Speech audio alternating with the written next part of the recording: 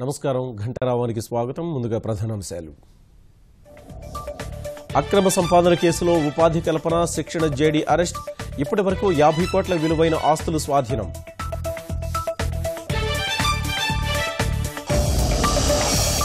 గుడివాడ కాల్పులు సూర్యలంక దాడి ఘటనలపై సీఎం ఆగ్రహం. పార్టీకి ప్రభుత్వానికి చెడ్డ పేరు తెస్తే సహించేది లేదని హెచ్చరిక.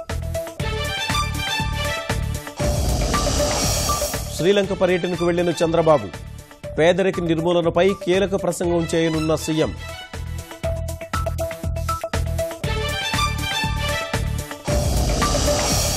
బడ్జెట్ వాయిదా వేయాలన్న ఫిర్యాదుపై ఈసీ స్పందన. 10లోగా వివరణ ఇవ్వాలని కేంద్రానికి లేఖ.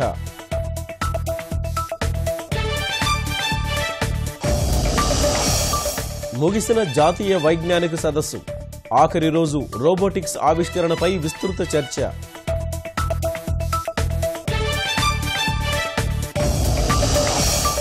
వైకుంఠ ఏకాదశికి తిరుమలలో పెరుగుతున్న రద్దీ. భక్తుల దర్శనానికి తీతిదే పటిష్ట ఏర్పాట్లు.